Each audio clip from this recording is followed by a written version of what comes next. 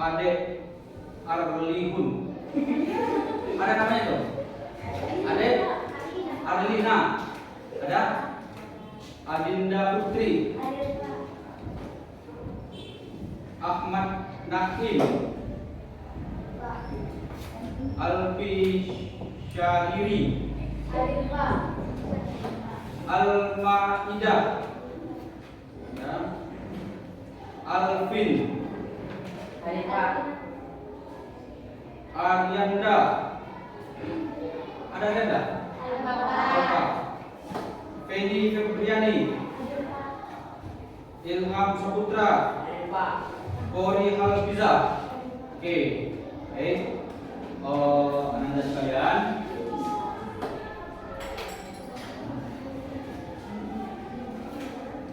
untuk kali ini pembelajaran kita adalah tentang bimbingan dan konseling, ya, tentang bimbingan dan konseling. Kita akan mempelajari tentang pokoknya itu adalah tentang miskonsepsi dalam bimbingan konseling.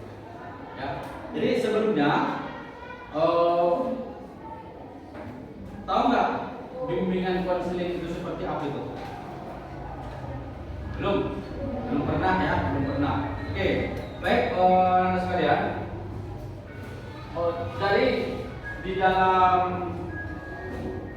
pembelajaran nanti ya, Bapak ingin supaya kita itu aktif ya, aktif dalam mengikuti pembelajaran. Kita nanti akan membahas tentang kedekatan kita terhadap bimbingan dan konseling ya. Tapi kita nanti akan membahas itu tentang miskonsepsinya ya. Miskonsepsi ya, tentang miskonsepsi.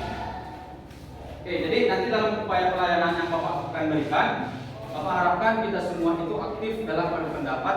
Ya, ini kan kita sudah membagi-bagi kelompok, karena kelompok 1, kelompok 2, 3 dan 4 ya. Sambil kita nanti melakukan diskusi kelompok.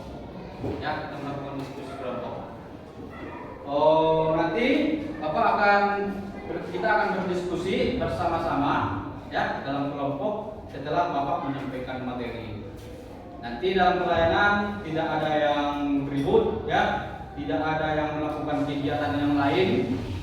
Tidak ada yang bercerita, kita semua fokus terhadap materi yang Bapak berikan. Kira-kira itu bisa? Bisa. Oke. Baik, sebelum kita memulai pelajaran, alangkah lebih baiknya kita berdoa terlebih dahulu. Ya, silakan.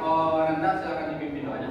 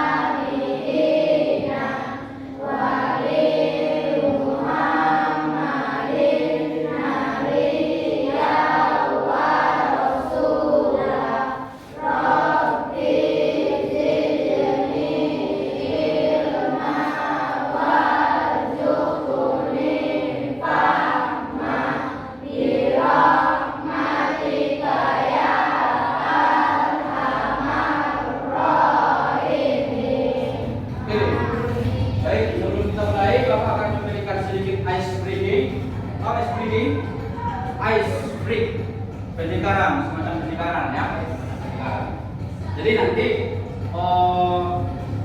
kalau Bapak ucapkan selamat pagi, kita bertepuk ya 2 kali.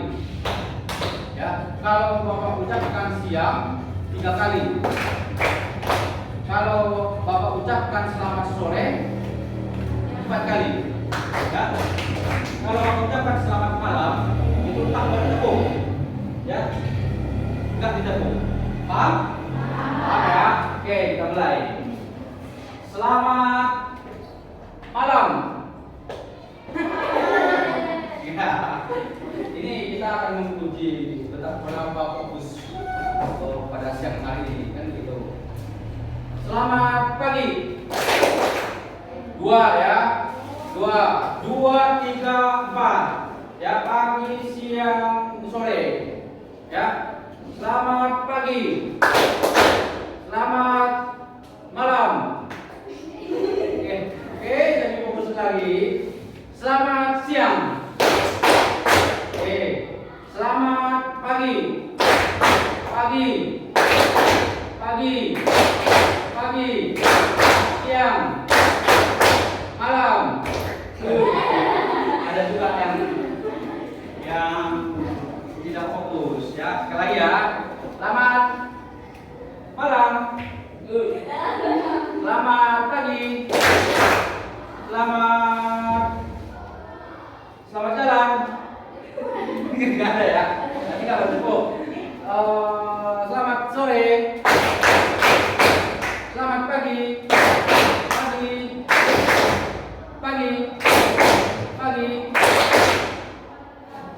Siang. Pagi. Malam. Ya, oke. Nah, kita penelitian mengharapkan kita fokus ya. Fokus nanti supaya kita bisa mendapat pengetahuan yang baru tentang materi yang Bapak sampaikan. Oke, baik kawan-kawan sekalian. Ini adalah persoalan tentang miskonsepsi ya. Miskonsepsi itu Bapak terangkan dalam upaya supaya kita mengenal BK. Tahu BK? Tahu ya? Apa? Ya, bimbingan konseling itu lebih dekat dan tidak salah paham. Ya, jadi miskonsepsi ini artinya salah konsep. Maksudnya adalah salah paham. Ya, maksudnya salah paham. Oke, Bapak sedikit memulainya akan cerita dulu. Bahwasanya kalau Bapak dilihat fenomena di sekolah kita tentang bimbingan konseling ini, selalu dianggap bahwasanya guru bimbingan konseling itu adalah semacam polisi sekolah yang memotong rambut, ya kan? Tahu kan seperti itu enggak? Ya, yang membuat peraturan, yang marah-marah, yang mencari kesalahan siswa. Ya. Kalau di sekolah kita kira-kira bagaimana? Seperti itu enggak? Seperti itu. Ya. Jadi itu fenomena yang terjadi itu adalah sebenarnya kesalahan konsep pemahaman kita terhadap bimbingan dan konseling. Memang iya betul. Kegiatan bimbingan konseling itu adalah untuk menertibkan kita sebagai seorang siswa. Tapi lebih dalam lagi tentang bimbingan konseling ini adalah bagaimana kita bisa mengembangkan potensi kita melalui bimbingan dan konseling. Ya, jadi maksudnya adalah bagaimana perkembangan peserta didik, ya, perkembangan peserta didik. Oke, jadi pemahaman kita tentang PK selamat itu adalah ada polisi sekolah, ya, sekolah atau guru apa lagi, primer, ya. Oh, apa lagi? Kalian kira-kira tentang PK yang pemahaman kita? Pemahaman kalian? Apa itu? PK yang laki-laki apa? Potong rambut, ya. Ya. Pokoknya kalau kita berbicara tentang bimbingan konseling itu di dalam pikiran siswa itu yang Bapak lihat itu adalah suatu hal yang harus dihindarkan. Itu enggak itu? Kalau kita sama guru BK lari dia, tidak, dia takut dia, maka tidak lengkap atribut dan dan sebagainya. Ya, nah, itu pandangan kita yang terjadi di sekolah kita. Padahal sebenarnya bimbingan konseling itu tidak seperti itu konsepnya. Ya, di sini anak-anak sekalian ini pernah nggak punya masalah? Misalnya masalah pribadi misalnya. Tentunya pernah ya. Atau ada orang yang tidak punya masalah? Bapak rasa berapa orang di kelas ini? Jumlahnya 32 orang di kelas ini, Bapak rasa pasti ada 32 masalah. Ya, 32 masalah. Jadi sebenarnya kalau kamu punya masalah, Anda sekalian, kamu itu sebenarnya bisa konsultasi dengan bimbingan dan konseling. Berapa gurunya di sini? Misalnya ada 5. Kamu bisa memilih berbuat janji dengan guru itu dalam upaya untuk mengentaskan permasalahanmu. Ya, dalam upaya untuk menyelesaikan sebuah permasalahan yang kamu miliki. Itu sebenarnya fungsi daripada bimbingan dan konseling. Ya. Jadi sebenarnya bimbingan konseling itu sangat baik, ya. Sangat bagus sekali ada di sekolah dalam upaya untuk mengembangkan karakter peserta didik, karakter kita. Ya. Tapi dikarenakan fungsi itu tidak dijalankan, maka terjadilah pandangan siswa itu harus menghindari guru mereka. Ya, ada di sini yang pernah masuk ruang bimbingan konseling? Ada pernah di ruang bimbingan mereka? Ada. Siapa lupa tunjuk tangan? Kita tunjuk tangan. Ada. Pasti pernah ya dari kelas 7 ya, pasti pernah. Ya, tapi yang dipanggil itu rata-rata adalah orang yang mempunyai masalah. Yang sebenarnya ruangan bimbingan konseling itu bukan hanya untuk orang yang bermasalah. Dan kalau selama ini berarti guru BK itu mencari kesalahan-kesalahan orang lain, kan begitu? Ya. Tapi sebenarnya bimbingan konseling itu adalah tempat kita berteman. Ya, tempat kita mencurahkan isi hati kita, kan begitu kalimatnya. Tempat kita menceritakan masalah kita supaya diselesaikan, kan begitu? Ya, itu sebenarnya. Ya, makanya dalam bimbingan konseling itu ada sangat banyak layanan. Ada layanan orientasi namanya, ada bimbingan klasikal, ada bimbingan kelompok, ada bimbingan individual. Ya. Nah, itu dia sebenarnya. Ya. Jadi, paham kita tentang bimbingan konseling itu seharusnya menjadi lebih baik. Ya. Kalau saya Pak tidak punya masalah datang ke ruangan bimbingan konseling, berarti boleh nggak? Boleh nggak? Boleh. Kamu ingin bertemu dengan guru bimbingan konseling Ibu A misalnya. Kamu bertemu, kamu ingin menceritakan tentang soal hasil belajar akhir-akhir ini kamu kurang nyaman berada di kelas. Kamu bisa ceritakan itu supaya dia memberikan solusi. Ya, berarti boleh enggak masuk ke ruangan bimbingan konseling tanpa diundang guru BK? Boleh. Ya. Dan yang terjadi selama ini adalah kita datang ke ruangan bimbingan konseling dikarenakan oleh apa? Yang pertama, panggilan orang tua. Ya, ada panggilan orang tua, cabut dia, panggil baru komunika. Karena masalah, panggil cabut dia. Ya, itu sebenarnya yang terjadi kan? Ya, makanya terjadilah miskonsepsi. Apa tadi miskonsepsi? Salah konsep. Ya, salah konsep. Jadi kalau kamu Anda sekalian mempunyai suatu permasalahan dalam dirimu, bisa kamu datangi gurunya secara diam-diam juga boleh. Kamu datangi guru saya begini. Gimana kira-kira solusinya? Kan begitu. Nah, kalau saya mau cerita tentang pacar saya boleh nggak Pak? Boleh nggak itu? Boleh. Bapak pernah punya klien yang dia bercerita tentang pasangannya yang baru diputuskan oleh pacarnya. Dia pernah. Dia ingin meminta pendapat kita bagaimana? Kan begitu. Itu boleh. Bapak kasih pelayanan, Bapak layani dia dengan sebaik mungkin dalam upaya supaya dia tidak galau berkepanjangan. Kan begitu. Karena dia galau, hasil belajarnya berkurang, kan begitu. Karena dia galau, dia tidak semangat masuk ke kelas, kan begitu.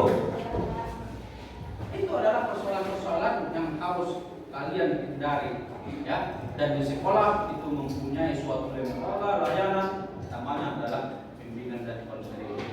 Oke, baik, anak sekalian. Coba dengan pemahaman baru yang sudah Bapak sampaikan barusan, ya, di papan tulis ada mengatasi miskonsepsi terhadap peran PK di sekolah. Oke, tadi Bapak sudah sampaikan apa miskonsepsinya, ya. Miskonsepsinya adalah BK itu adalah dipandang kondisi sekolah, ya, dipandang mencari-cari masalah. Itu miskonsepsinya kan? BK itu memotong rambut, BK itu kemudian itu adalah miskonsepsi, ya. Padahal sudah Bapak sampaikan peran BK di sekolah itu sebenarnya sangat penting sekali. Oke, sampai situ paham? Oke, itu yang pertama. Yang kedua, apa yang Anda pahami dari kata miskonsepsi? Apa yang Anda pahami dari kata miskonsepsi? Apa? Kesalahan konsep. Jadi miskonsepsi bimbingan dan konseling adalah, coba dibaca.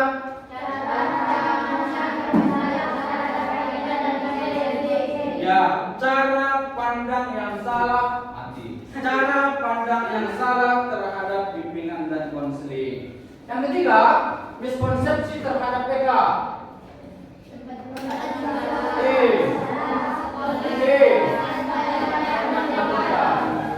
Baik. Udah nangkap sampai situ? Sekarang di dalam kelompok Bapak menugaskan supaya kita menjawab pertanyaan tentang yang satu dan dua.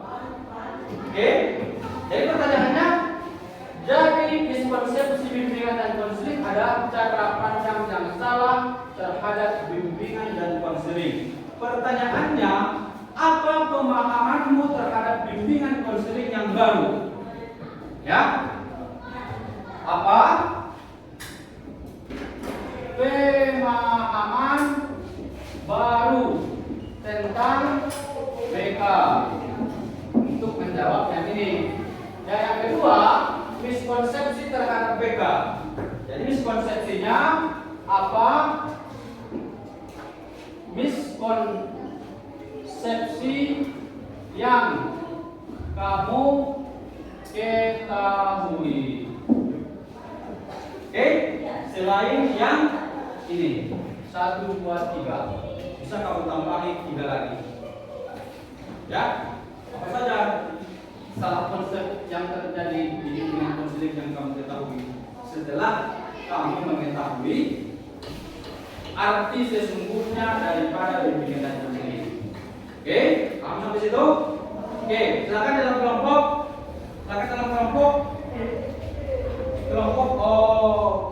Dibuatkan menjawab, diskusikan tentang kedua pertanyaan ini. Silakan dibuat. Ya, diskusi berempat nanti dibuat di dalam satu kesimpulan. Ya, dibuat dalam satu kesimpulan. Silakan dalam kelompok. Ayo bekerja. Ya, silakan.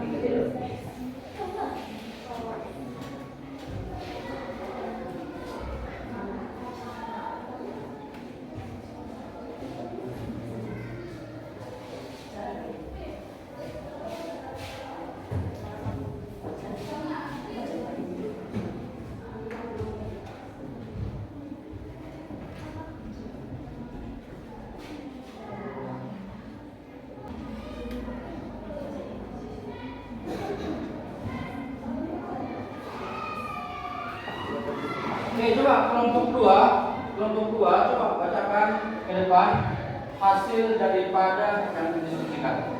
Coba maju ke depan.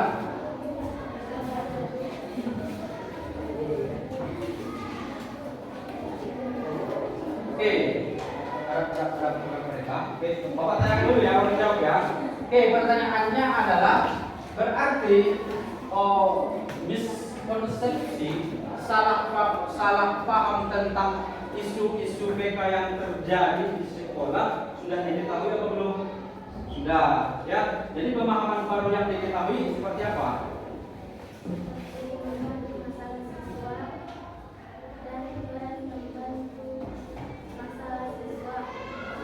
Oke, berarti bimbingan konseling itu kita boleh nggak datang sendiri ke ruangan BK itu? Boleh. Kenapa? Untuk apa?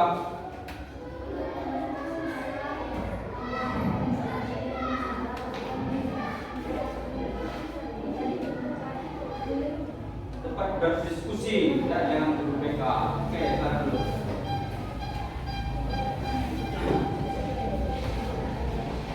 Oke, jadi betul ya, bahwasanya kesimpulan yang didapat di akhir adalah bahwasanya bimbingan konseling itu adalah tempat kita bertemu dan bersahabat dengan BK, ya, dalam upaya untuk memecahkan suatu permasalahan yang kita miliki. Oke, coba kira-kira apa? Coba dari situ ya. Apa kesimpulan yang didapat? Baca saja. Apa kesimpulan yang didapat? Boleh yang mana saja.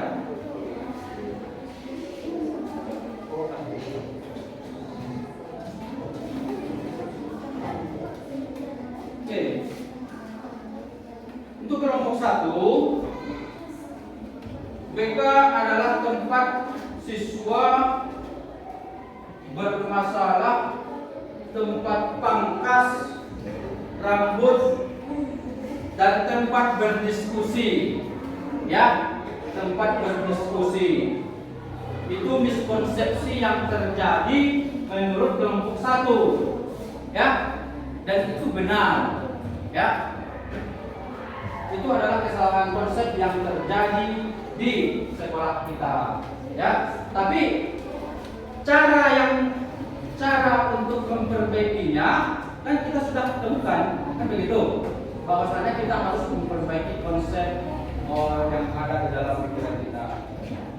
Oke, baik Anda sekalian. Hai. Halo. Halo.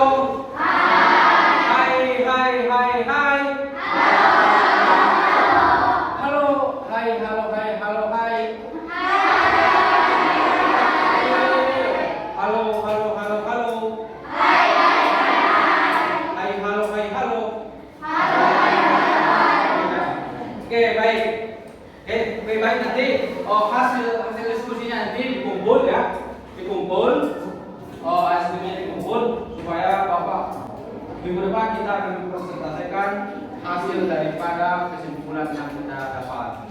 Oke, baik anak-anak sekalian, Bapak ingin bertanya kepada setiap anggota kelompok, ya, bertanya kepada setiap anggota kelompok.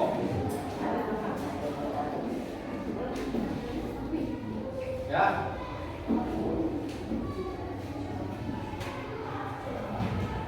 Oke. Siapa namanya ini? Siapa namanya? Siapa namanya? Hah? Sandra. Oke, Bapak ingin bertanya. Jadi menurut Sandra, miskonsepsi itu apa itu? Miskonsepsi. Apa miskonsepsi? Menurut Sandra, miskonsepsi itu apa? Salah konsep. Oke. Miskonsepsi itu adalah salah konsep. Jadi menurut siapa ini? Oke, Nabila. Jadi bagaimana kalau kita datang ke ruang BK itu tanpa dipanggil, itu boleh nggak? Boleh. Pernah ke ruang BK? Nggak. Pernah dipanggil ke ruang BK? Pernah. Pernah datang sendiri ke ruang BK? Pernah. Ngapain? Jam 1. Ya. Oke, berarti pada kesimpulannya Anda sekalian, ya, sebelum kita akhiri, pada kesimpulannya bahwasanya bimbingan konseling itu bisa kita kunjungi kalau kita mempunyai suatu masalah yang kita miliki, ya. Jadi Bapak ingin mengajak kita semua berkomitmen. Komitmennya adalah bahwasanya bimbingan konseling itu adalah sahabat dari sahabat apa? Siswa. Ya. Kalau ada guru bimbingan konseling itu yang kerjaannya hanya dari masalah, dari apalah segala macam kesalahan, berarti itu tidak tepat. Ya, itu tidak tepat. Ya, seharusnya bimbingan konseling itulah sahabat siswa. Ya. Oke, baik, anak sekalian, itu dia tentang miskonsepsi bimbingan dan konseling. Oke, kira-kira ada yang menanyakan sebelum kita akhiri? Berapa menit lagi kita istirahat? Berapa menit lagi? 5 menit lagi. Oke, baik teman-teman sekalian. Sebelum Bapak akhiri, ya, Bapak ingin memberikan kesimpulan tentang apa yang kita pelajari hari ini, ya. Yang pertama kesimpulannya adalah, Bapak didengar, kesimpulannya adalah bahwa saya bimbingan konseling itu adalah sahabat daripada siswa. Kita bisa berkunjung ke ruangan bimbingan konseling upaya untuk pengentasan masalah, ya. Nah, jadi kita harus membuang berkomitmen bahwasanya bimbingan konseling itu bukanlah polisi sekolah. Bimbingan konseling itu bukanlah hal yang menakutkan. Oke, sampai situ paham semuanya? Oke, baik, anak sekalian, karena waktunya sudah habis, Bapak pikir kita akan sambung minggu depan untuk materi selanjutnya. Oke, baik, silakan sebelum kita pimpin doanya, silakan pimpin doanya.